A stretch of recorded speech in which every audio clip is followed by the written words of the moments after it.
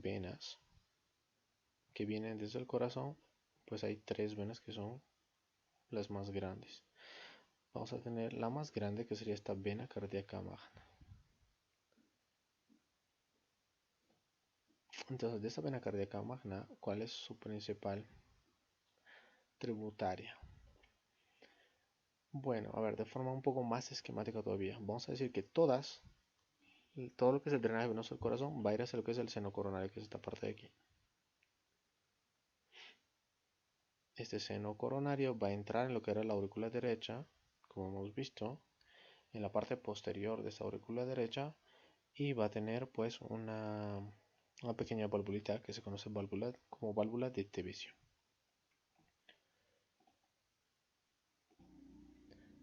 Y ahora, quienes le van a dar sangre o quienes van a vertir todo lo que sería su drenaje venoso en esas, em, pues en estas venas, que sería la vena más grande, que sería el seno coronario, pues las venas van a ser las siguientes.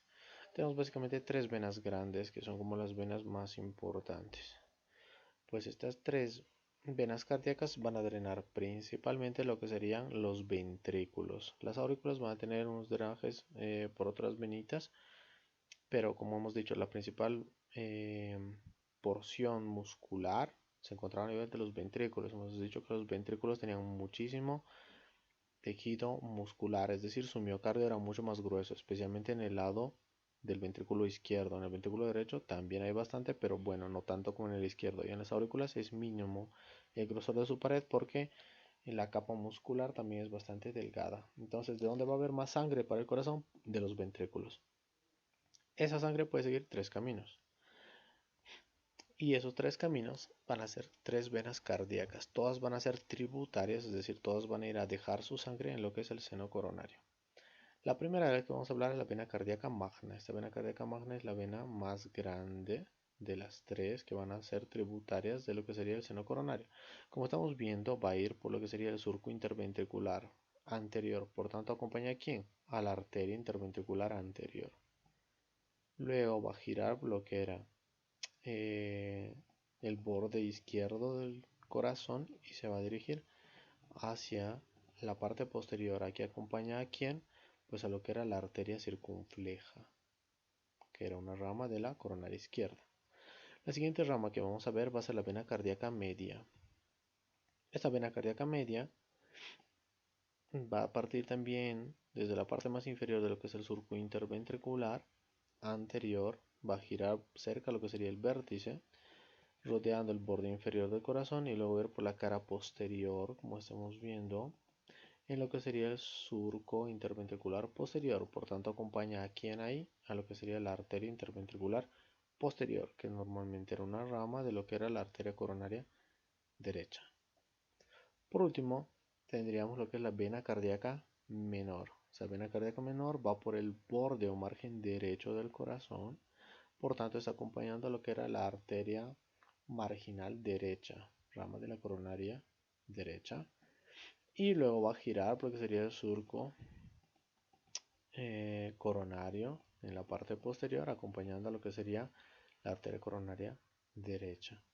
Entonces tenemos tres venas cardíacas de importancia. La primera es la vena cardíaca magna, la segunda es la vena cardíaca media y la tercera es la vena cardíaca menor, que van a drenar principalmente sangre de los ventrículos, como se ve. La vena cardíaca magna, pues de todo lo que serían las superficies anteriores de ambos ventrículos y especialmente lo que es el ventrículo izquierdo. La vena cardíaca media, todo lo que sería la cara posterior de los ventrículos. Y la vena cardíaca menor es solamente la parte lateral de lo que sería el ventrículo derecho. Las tres terminan ¿dónde? En lo que se conoce como seno coronario. ¿Dónde se abre el seno coronario? A nivel de lo que sería la aurícula derecha. Y tiene su propia válvula, que es la válvula de Tevesio. Si esos dan drenaje para los ventrículos principalmente, aunque también pues parte de la aurícula puede llegar por aquí, parte de la aurícula llegará por allá, parte de las aurículas llegará a esta zona, pero digamos que en general pues va a dar el drenaje de la mayor parte de lo que serían los ventrículos y parte de lo que serían las aurículas. Las otras partes de las aurículas pueden tener un drenaje venoso diferente. Lo que sería para la aurícula izquierda puede venir por lo que se conoce como vena oblicua. Esa vena oblicua puede traer sangre de lo que sería la pared posterior, especialmente de lo que es la aurícula izquierda. ¿Por qué es importante esa vena oblicua? Porque esa vena oblicua marca el punto exacto en el cual la vena cardíaca magna cambia de nombre y empieza ahí lo que sería el seno coronario. Entonces el seno coronario se extiende desde su apertura en la aurícula derecha hasta el punto en el cual está ingresando en ese sistema venoso la vena oblicua. ¿Y qué hace esa vena oblicua? Pues lleva sangre especialmente de las paredes posteriores de la aurícula izquierda. En el caso de la aurícula derecha, ¿cómo va a ser su drenaje? Pues normalmente es un drenaje aparte. Ese drenaje suele venir bien sea por las venas cardíacas anteriores, que suelen dar drenaje de su parte anterior, o bien sea por las venas cardíacas mínimas, que suelen dar drenaje de otras partes, especialmente de las regiones posteriores. Por tanto, aurícula derecha, pues, especialmente en las partes más superiores y laterales, tiene su propio drenaje por venas cardíacas anteriores o venas cardíacas mínimas. Todo el resto del corazón va a estar drenado por lo que sería el sistema venoso del seno coronario a través de las venas cardíacas magna, media, menor y una pequeña contribución de lo que sería la vena oblicua para el drenaje posterior de la aurícula izquierda. Eso es drenaje venoso del corazón. Como se ve, no tiene demasiadas complicaciones, no hay demasiadas ramas. Como se ve este drenaje venoso del corazón ahora en una visión posterior, pues se ve así. Como estamos viendo, pues básicamente vamos a tener las mismas ramas, la vena cardíaca magna que está llegando desde adelante, dando toda la curva, viniendo desde la región interventricular anterior, donde está apareciendo la vena oblicua, pues ahí cambia de nombre, se transformaría en seno coronario, que empieza desde ese punto, pues para la región central, que también recibe ese seno coronario, lo que sería la vena cardíaca media, que está llegando por ahí, y la vena cardíaca perdón, la vena cardíaca media que está llegando por aquí, pues es la vena cardíaca menor que venía acompañando a la marginal izquierda. Pues esas tres forman la mayor parte del sistema venoso. ¿Qué más puede haber? Pues a veces hay una vena interventricular posterior, también conocida como vena posterior del ventrículo izquierdo en algunos libros. Por tanto, ¿cómo se lo van a estudiar? Pues aquí, viendo principalmente las venas cardíacas y por deducción lógica se puede saber con qué arteria va cada una de ellas. Esta visión posterior pues les puede servir para aclarar un poquito cómo se ve la parte de atrás del corazón. Importante recordar que el seno coronario empieza ahí, en lo que sería la unión de la vena oblicua a todo este sistema venoso y termina en lo que sería la aurícula del lado derecho. ¿Qué más tienen que recordar? Pues bueno, que esa vena cardíaca magna, como ven, pues da toda la vuelta y luego va por lo que sería el seno coronario del lado izquierdo. El seno coronario del lado derecho va a estar ocupado por lo que se conoce como vena cardíaca menor, que acompañaba a la arteria marginal derecha. Y todo lo que correspondía al surco interventricular estaba ocupado por la vena cardíaca media. A veces pueden haber otras ramas, como hemos visto, pues tendremos esta que era la vena oblicua para la aurícula izquierda y para el ventrículo izquierdo, como tiene más masa, a veces tenemos una vena que es la vena posterior. Aquí está grande, pero normalmente es pues mucho más pequeña, de forma tal que sí que se nota diferencia con las venas más importantes que teníamos, vena cardíaca magna, media o menor. Ocasionalmente también va a haber otra rama chiquitita para el ventrículo izquierdo, que sería la vena marginal izquierda. ¿Por qué el ventrículo izquierdo tiene otras ramas, como esta vena posterior de este ventrículo, o una vena marginal? Pues porque tiene mayor masa muscular, como tiene mayor cantidad de músculo en su miocardio, también necesita mayor irrigación y también necesita mayor drenaje venoso. Lo último, sistema de conducción del corazón. Esto que es el sistema de conducción del corazón es un tema muy preguntado, muy preguntado. Y pues en general suele ser poco entendido por los estudiantes, debido a que es un poquito confuso de entender hasta que se entiende. Pues en el inicio todo es muy confuso, no se sabe bien qué va a dónde, pero una vez que lo entiendes, en realidad es bastante sencillo. Para orientarnos, pues vamos a ver estructuras que ya hemos conocido. Entonces, este es un corazón que es básicamente el corazón en visión anterior, como lo habíamos visto, pues hacemos nuestro dibujo de siempre. Estaría dividido, como vemos, pues en 4 mitades. Entonces ese corazón corresponde más o menos a este corazón. Y está dividido, pues, como vemos, en 4 partes. Más o menos lo mismo, aurícula derecha, aurícula izquierda, ventrículo derecho, ventrículo izquierdo. Entonces, pues hasta ahí, bastante bien para orientarse.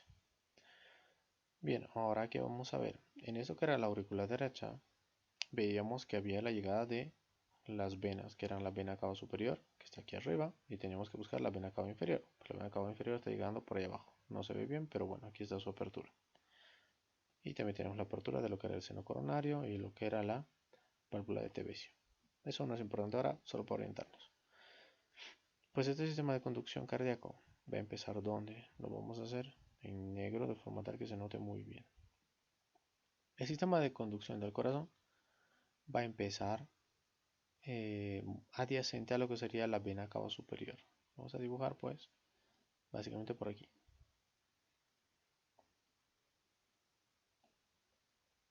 Entonces, ¿dónde encontramos este primer componente? Pues adyacente a lo que sería la vena cava superior. Normalmente está en la región posterior y medial de la apertura de esa vena cava superior. Y ese primer componente se denomina nódulo sinusal. También tiene otro nombre, nodo sinoatrial. Y también tiene un tercer nombre, nodo de Gate-Flack. Este nodo se tiene que comunicar con otro nodo que aparece aquí abajo, que lo habíamos visto que estaba dentro de lo que era el triángulo de Koch. También dentro de lo que sería la aurícula, también derecha, pero en la parte más inferior, cuando ya se está transformando en lo que sería el ventrículo derecho. Entonces en esa unión entre aurículo y ventrículo derecho, en la profundidad del triángulo de Koch, teníamos el segundo nodo. Este nodo se conoce como nodo aurículo ventricular, también conocido como nodo de Ashchoff-Tawara. Estos dos nodos tienen que comunicarse, como este sistema de conducción es una especie de red eléctrica, pues tiene que tener cables que comuniquen estas dos centrales eléctricas. La primera central eléctrica, nodo sinusal, nodo sinoatrial o nodo de Kitt-Flack, y la segunda central eléctrica que sería el nodo auriculoventricular o de Ashchoff-Tawara. ¿Cómo se van a comunicar? Pues por unas vías que se conocen como vías internodales porque están entre ambos nodos. También conocidas antiguamente como vías internodulares porque se conocía como nodos o nódulos. ¿Listo? Entonces estas vías internodales van a ser básicamente tres. Vamos a tener una vía anterior que no se vería, pues estaría en la parte más anterior de la pared, pues que ha sido cortada. Supongamos que, bueno, está haciendo una curva en la parte anterior. Esta vía anterior se conoce como vía de Bachmann. Tenemos una vía internodal media.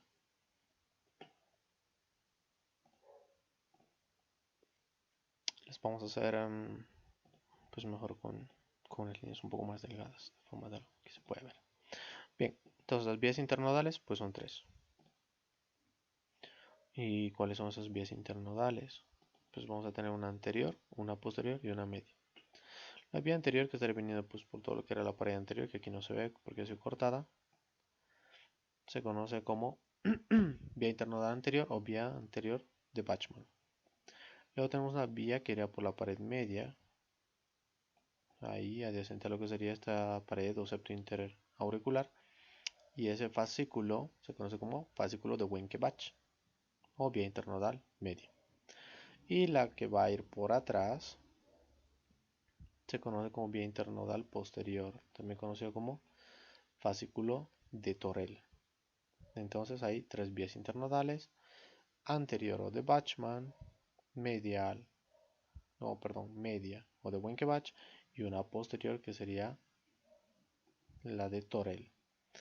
Luego veríamos este nodo grande aquí, que ya hemos visto que es el nodo auriculoventricular o nodo de Ashchoff-Tawara. Desde ahí va a salir un cable bastante grueso, si queremos, que se conoce como fascículo atrioventricular, también conocido como haz auriculoventricular o haz de His. Como vemos tienen bastantes nombres propios. Este fascículo atrioventricular haz auriculoventricular o haz de His se va a dividir en dos ramas. Una se va a dirigir para cada ventrículo. Como estamos viendo aquí, ya estamos dentro de lo que es el tabique interventricular, es decir, esa estructura que separa ambos ventrículos. Desde ahí vamos a tener que hay una rama derecha que se va hacia el ventrículo derecho, como vemos con paredes mucho más delgaditas. Y tenemos la rama derecha de las de His y la que se va hacia la izquierda pues es la rama izquierda de las de His.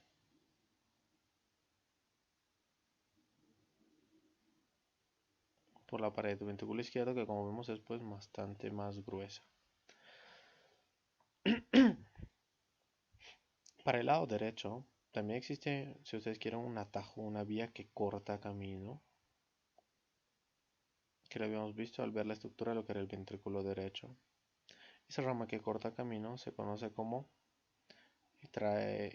banda moderadora y va dentro de lo que es la trabécula septomarginal.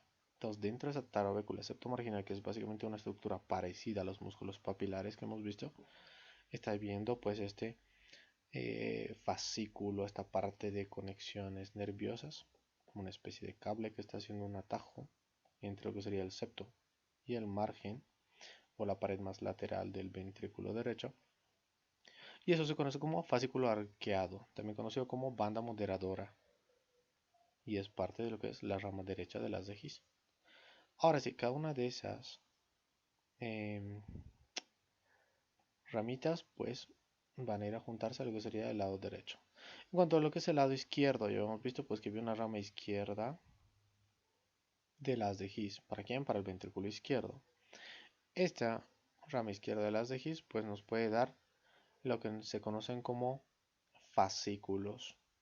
Puede tener dos fascículos, un fascículo antero superior, que vendría por aquí, es lo que sería la pared anterior del ventrículo, y tiene otro fascículo que sería el fascículo posterior inferior, que es el que va a ir más o menos hacia lo que sería el margen.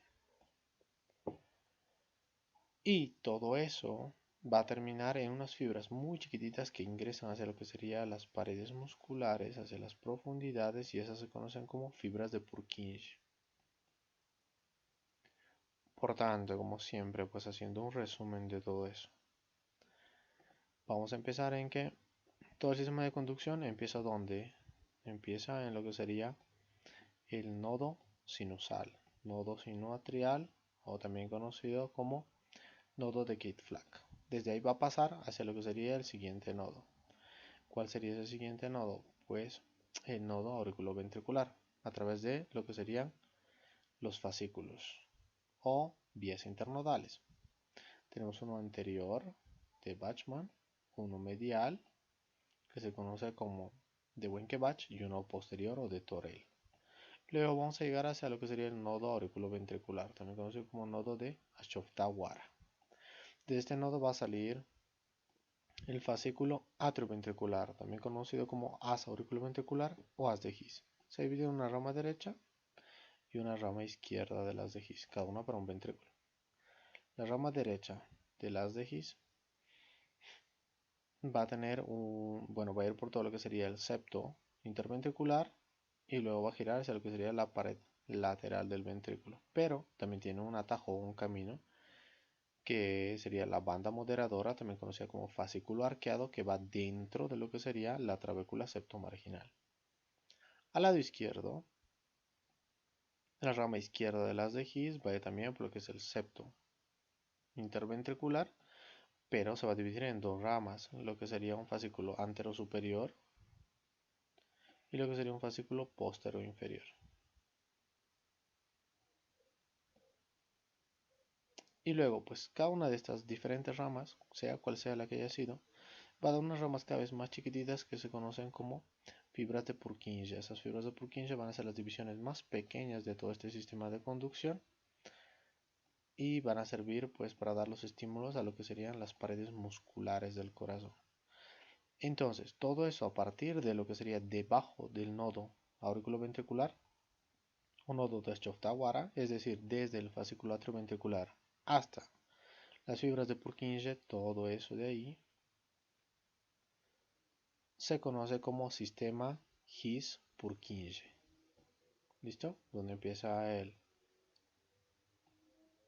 el haz de His o haz auriculoventricular, comienza el sistema de His-Purkinje hasta estas fibritas que son de Purkinje, por eso ahí su nombre.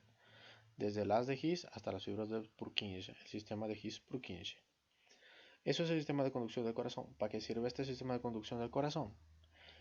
Pues básicamente va a ser el que le dé los estímulos al músculo cardíaco, es decir, todo lo que sería el miocardio, es la pared intermedia de este corazón compuesta por músculo cardíaco, necesita ser estimulado para funcionar, para poder bombear la sangre.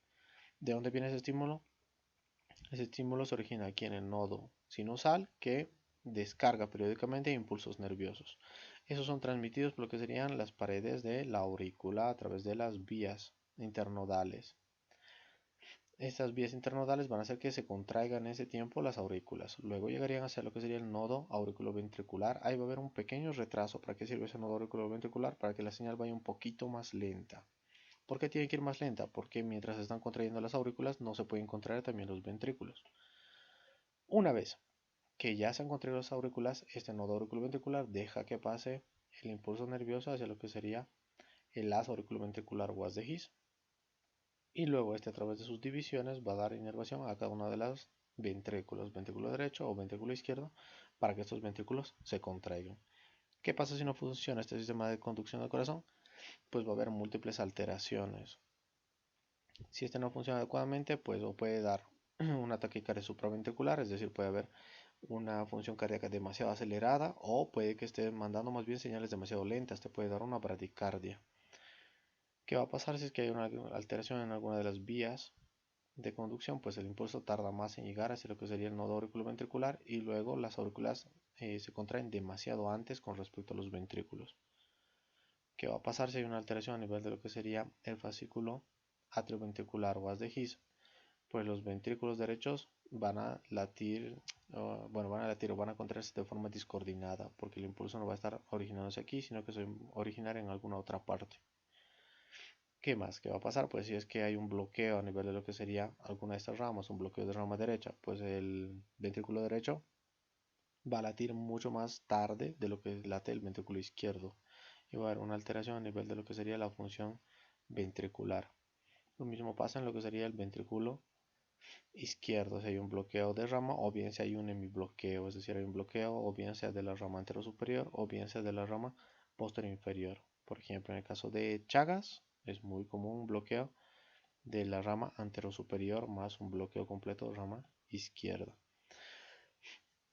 O bloqueos de rama derecha también. Bueno, hay diferentes combinaciones. Pero por ejemplo, este sistema de conducción va a ser muy atacado por el Trypanosoma cruzi, que es el parásito que causa la enfermedad de Chagas.